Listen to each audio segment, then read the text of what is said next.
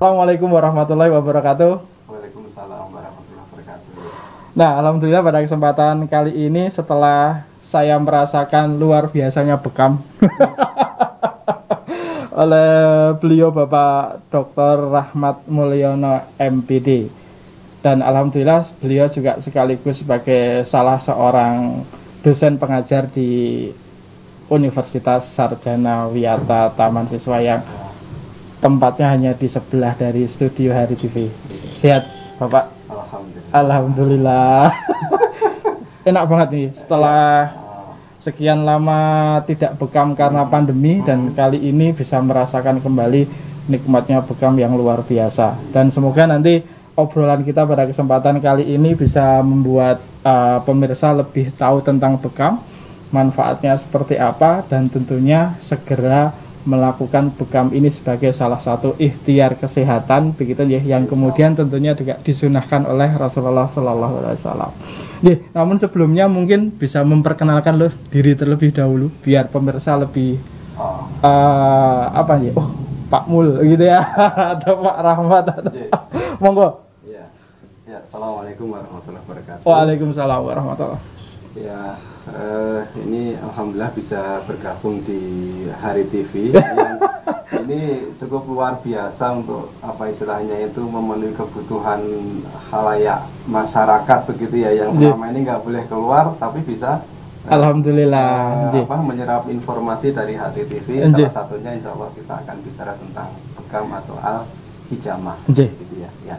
Nama saya Rahmat Mulyono, karena saya lulusan UNJ S3, ada nama doktor di gelar doktor di depannya, dan saya sebagai salah satu pengajar di Pasca Sarjana UST. Tapi teman-teman pengajar di UST itu mengenal saya sebagai dokter bekam. Lebih terkenal ya, dokter bekamnya. Dokter bekam gitu ya. Jadi ya, dan alhamdulillah sejak 2006 saya buka dan istri buka praktek di Bantul begitu ya, dengan klinik klinik kami itu namanya Bekam Sehat Harmonis. Bekam Sehat Harmonis. Setelah sehat nanti harmonis begitu ya. Gitu ya. Jadi tidak hanya sehat saja tapi harmonis juga sangat penting untuk apalagi untuk ini nanti yang perlu kita kupas juga gitu ya, bagian harmonisnya. Nah, pemirsa, jadi dari awal saja sudah kelihatan menarik obrolan kita pada kesempatan kali ini. Nah, mohon maaf saya panggil sapaan akrabnya saja, Pak Mul begitu ya.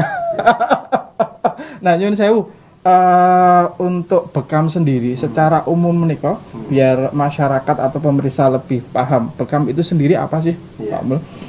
Bekam itu adalah salah satu bentuk pengobatan sunnah Nabi dengan cara mengeluarkan darah statis, darah kotor atau blood statis dari epidermis kulit. Oh ya, begitu ya. Jadi darah kotor ya berarti ya. Blood statis. Jadi 2,5 bulan sekali manusia itu ya darahnya itu akan berganti dengan darah yang bersih begitu. Nah, proses penggantian itu ada darah-darah statis, blood statis yang itu sel-selnya sudah mati semua, itu tersimpan di seluruh epidermis tubuh kita, kulit kita.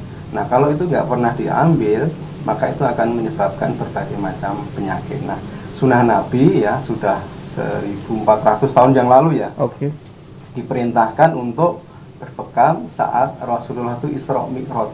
Perintahnya aja luar biasa di samping perintah Isra Mi'raj ya. Iya, jadi kan ini luar biasa. Jadi perintah menjaga kesehatan disejajarkan dengan, bukan sejajarkan ya, setelah perintah sholat. Menerimanya di Isra Mi'raj.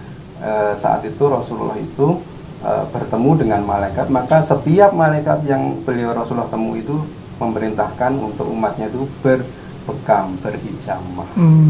Jadi penekanan selain sholat lebih kepada kesehatan, salah satunya dengan hijamah itu ya. Sholat itu sebagai kesehatan jiwa, dengan berbekam, berhijamah adalah untuk kesehatan fisik kita. Oke, luar biasa Nji. Artinya memang ini harus kita informasikan kepada khususnya kepada umat Islam bahwasanya bekam ini bagian dari sunnah yang kemudian waktunya datang di waktu yang sangat istimewa. Sangat istimewa.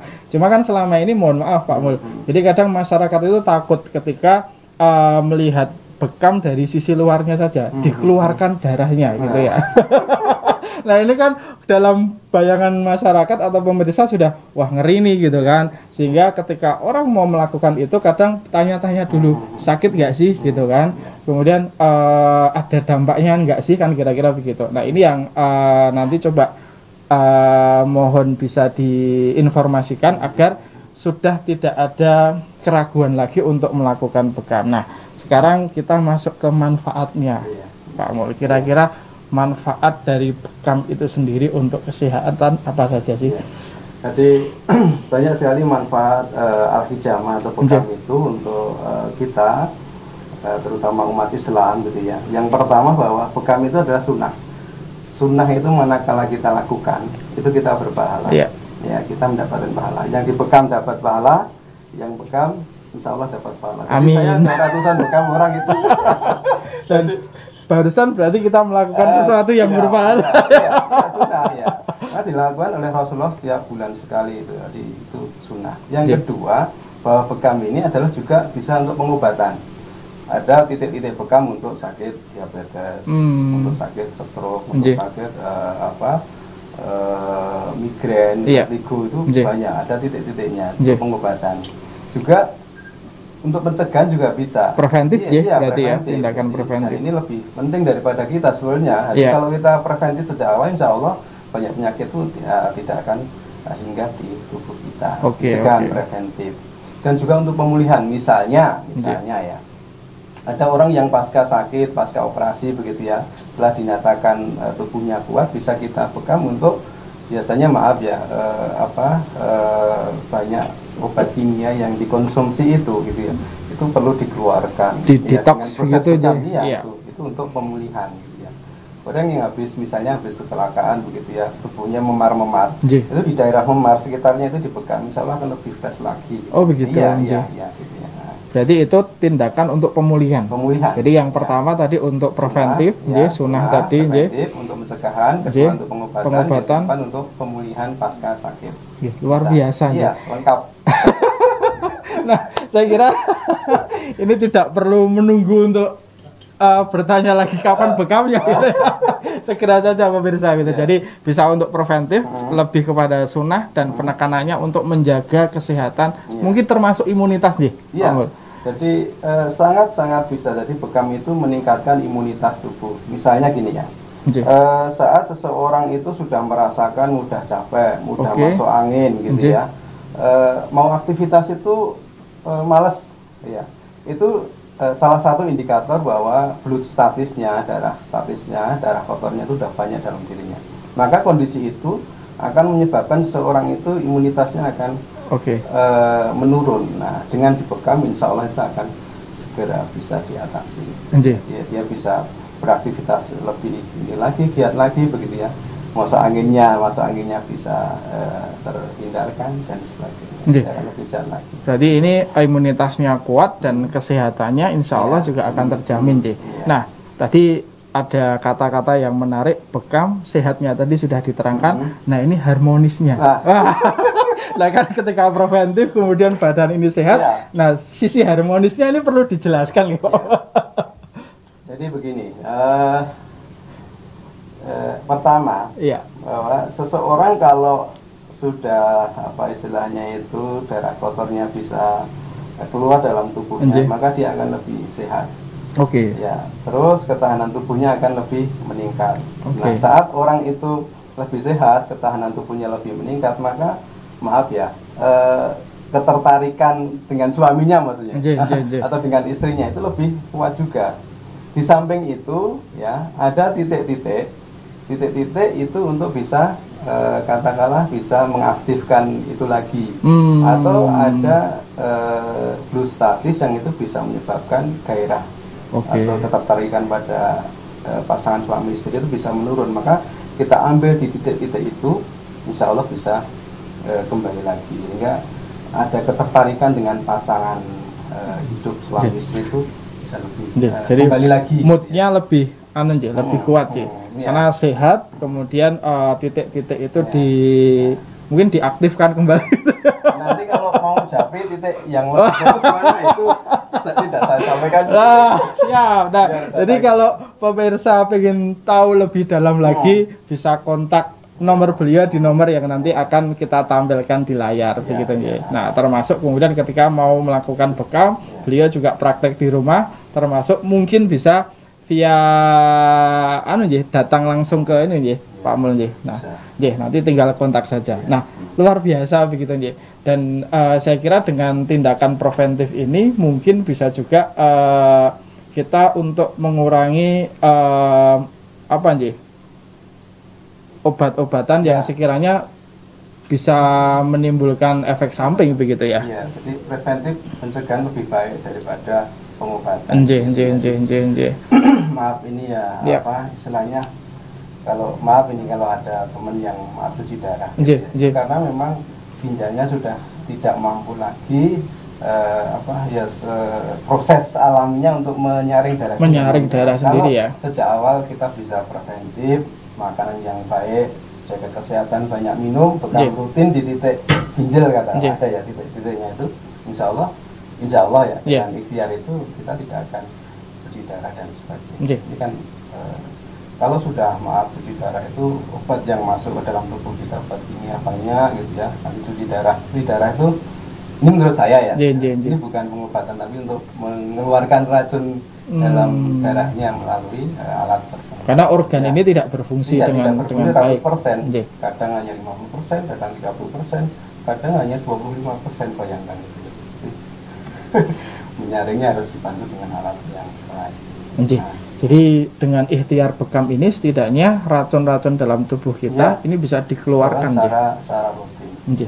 Dan ini sebenarnya kalau tadi anak saya ikut bekam begitu ya, umurnya baru 12 tahun, ternyata yang dikeluarkan darahnya sudah sangat pekat sekali tergantung makanan yang kita makan. Itu tadi. Nah, saya terus membayangkan kalau saya itu mulai bekamnya umur saya sekarang 37 tahun gitu ya. Penumpukan.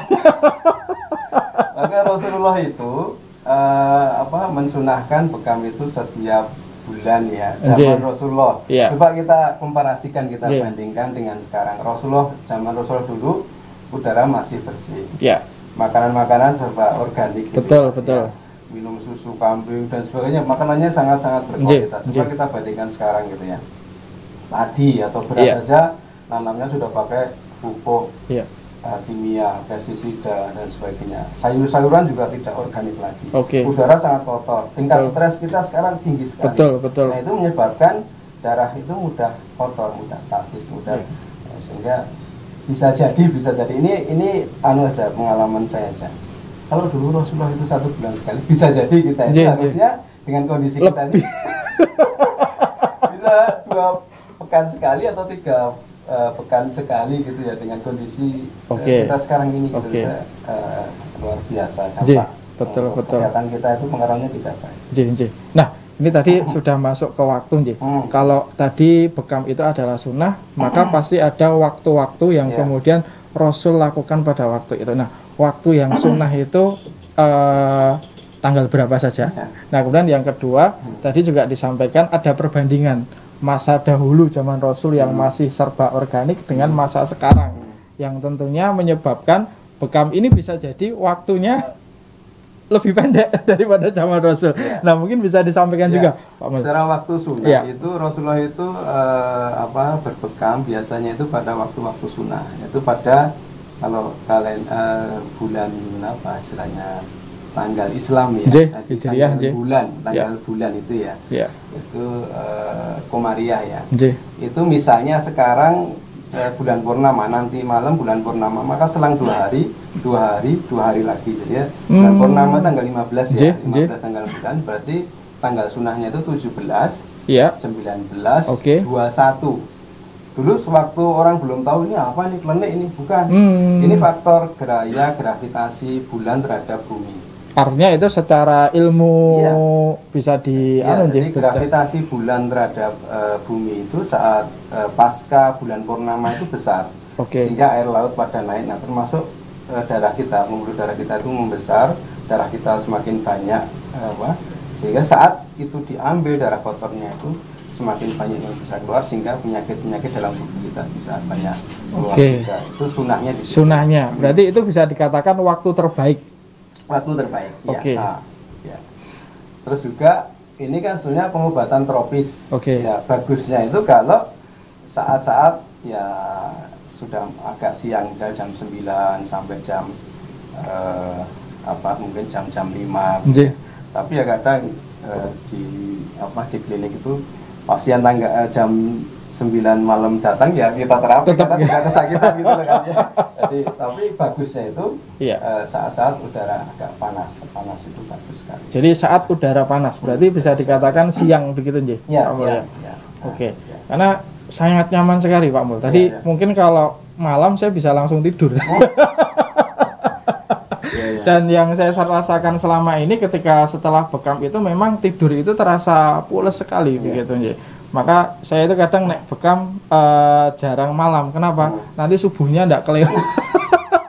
Tidurnya kok ya enak sekali gitu ya. Nah, kemudian tadi sisi manfaat sudah disampaikan, waktu juga sudah disampaikan, ada yang sunnah yang kemudian itu waktu terbaik yang dicontohkan oleh Rasulullah. Kan tetapi memang ketika dibutuhkan segera untuk diterapi itu memang bisa dilakukan. Nah, ada tidak sih efek samping dari bekam itu sendiri, Pak Mul? Sebenarnya kalau semua itu mengikuti standar operasional prosedur SOP-nya itu insya Allah tidak akan menimbulkan efek samping. Itu ya, artinya SOP ini harus diterapkan. Apalagi pandemi sekarang. Betul. Jangan-jangan nanti karena faktor kurang kebersihan gitu terus ada setelah bekam terjadi sesuatu itu karena bekamnya. Jadi saat pembekam apalagi di pandemi ini kami terutama gitu ya sudah terapkan harus pakai masker gas, harus pakai sarung tangan gitu ya. Semua alatan harus kita sterilisasi gitu ya. Termasuk pasiennya juga harus mungkin mandi dulu gitu ya. Satu jam mandi sehingga bersih kan. Dipakai sabun, cuci tangan dan bersih. Sehingga kita bersih semua, kondisinya bersih semua sehingga aman. Juga titik-titik larangan, ada titik-titik larangan. Oh, begitu. Ya. Baik. Semua lubang itu titik. Gak mungkin lubang dibekam. Ini betul. Semua lubang dalam tubuh kita. Semua lubang dalam tubuh itu tidak boleh ya. Tidak boleh. Istilahnya itu di titik-titik di selangkangan itu sebaiknya memang tidak ya. Walaupun itu sakit ya.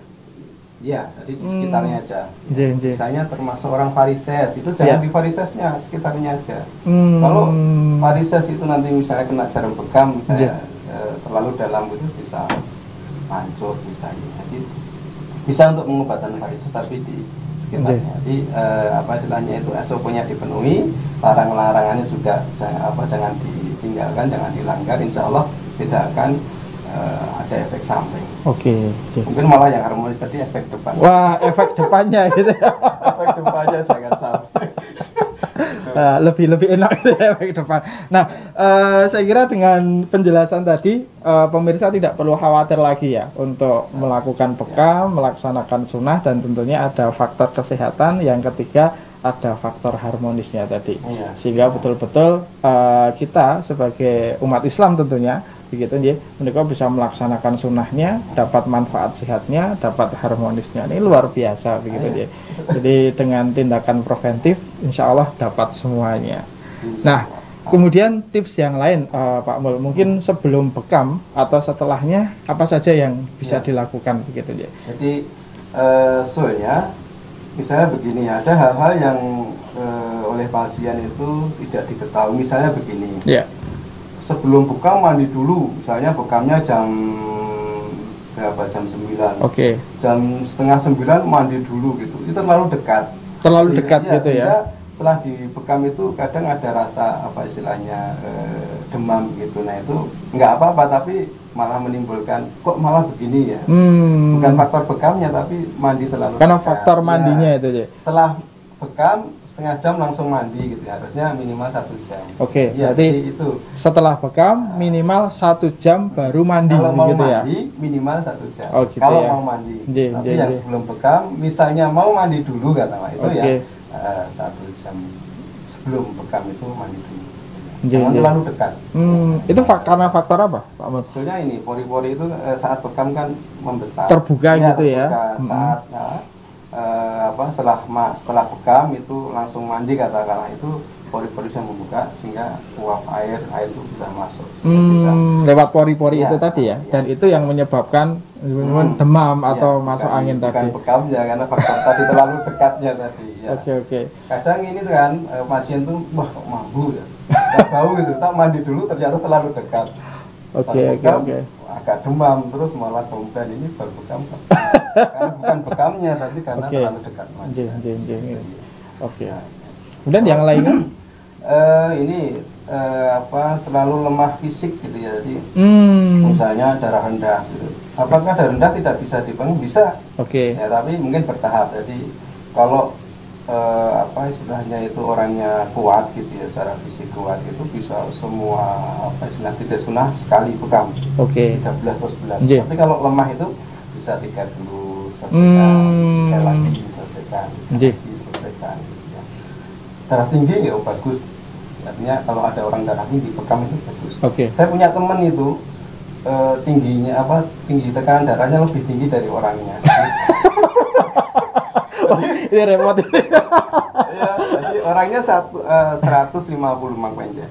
Tekanan darahnya 180. Masya Allah. Ngejarnya sulit ya. Di bekam beda gitu. Itu sangat. Berarti kondisi pasien ini harus tersampaikan kepada terapis nih. Iya, jadi misalnya juga ini ada orang yang diabetes ya, gula gitu ya, sudah ngoreng gitu. Jangan langsung dibekam. Obati ngorengnya dulu supaya sembuh begitu. Lalu bekam rutin insya Allah akan menunjukkan orang yang ada gejala gagal ginjal gitu. Bekam rutin insya Allah akan punya dampak yang bagus. Berarti SOP ini yang kemudian harus ditekankan sehingga memang dampak yang diharapkan itu betul-betul mendapatkan dampak yang positif. Luar biasa gitu ya.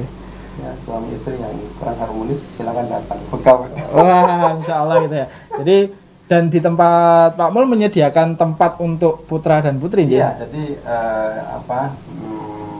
kita siapkan. Jadi ini perlu dipahami juga, dan jadi bekam itu sunah Nabi. Jangan sampai juru bekam putra, bekam putri, juru bekam putri, bekam putra itu kita tidak bolehkan. Maka ya harus SOP-nya itu putra yang untuk putra, putri untuk putri, dan ruangannya harus terpisah.